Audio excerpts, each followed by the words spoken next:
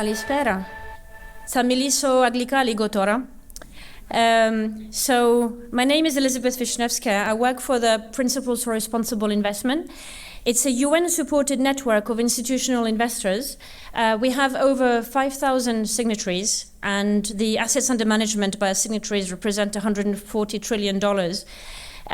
What I will do today is give you the perspective of the international investors. And I think it's quite important to take note of the conversations and the trends happening in the international investment space.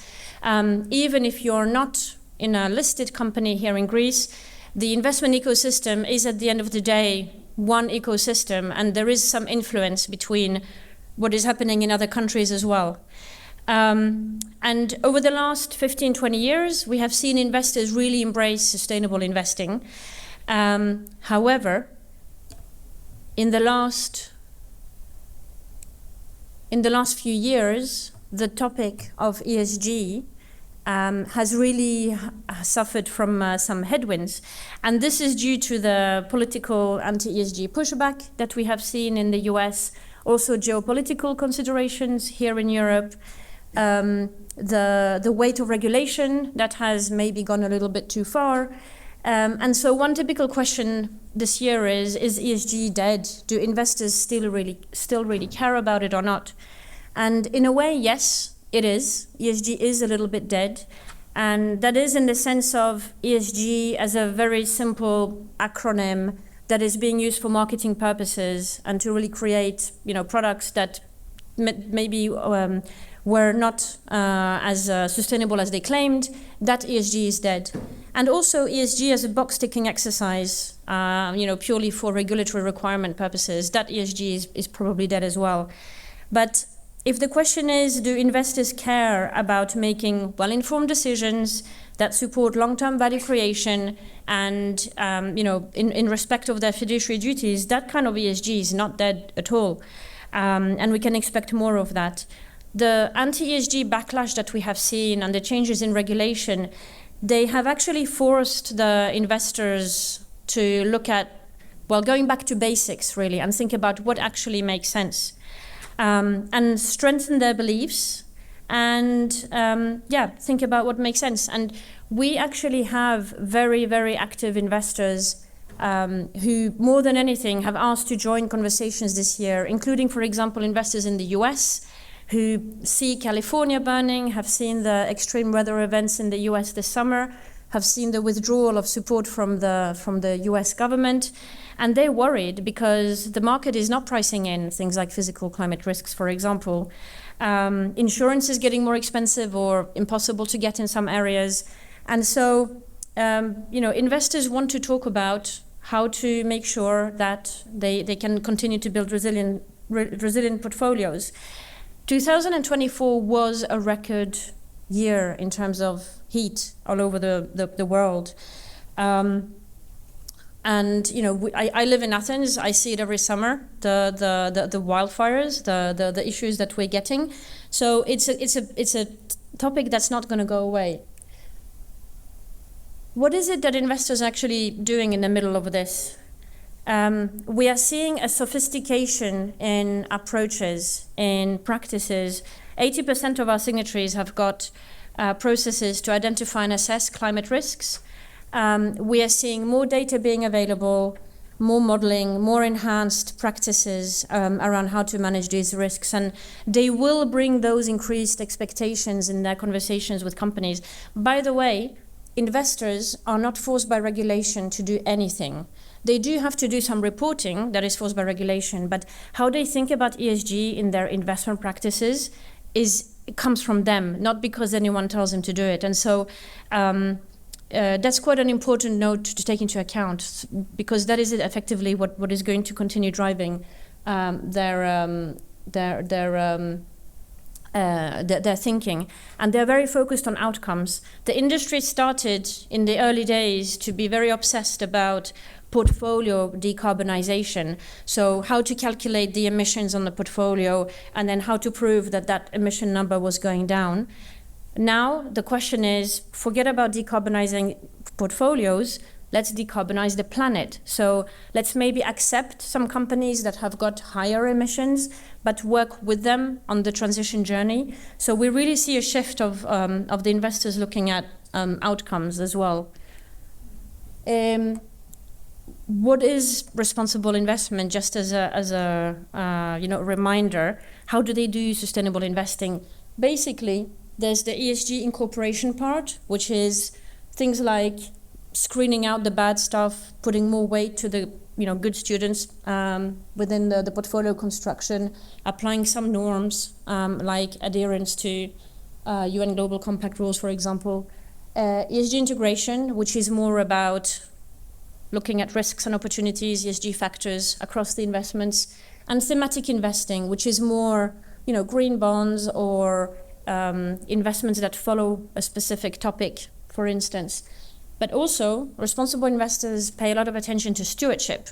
So this is about how they engage with the entities that they invest in, but also how they engage with the broader ecosystem. So policymakers, standard setters, industry associations. So there's many different angles of what investors are doing to be sustainable investors. I want to spend a bit of time talking about stewardship, or how investors interact with the companies or other assets that they invest in. There's a growing body of academic and industry evidence that shows that identifying and addressing ESG factors in the stewardship processes contributes to value creation, both for the company and for the investor.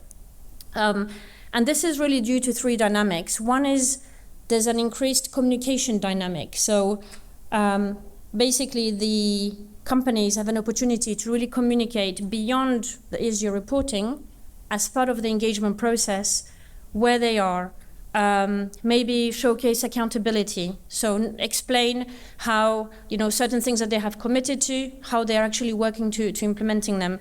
And also it allows them to manage any, impressions or correct any misrepresentations as well as part of that engagement process. So it's a communication channel.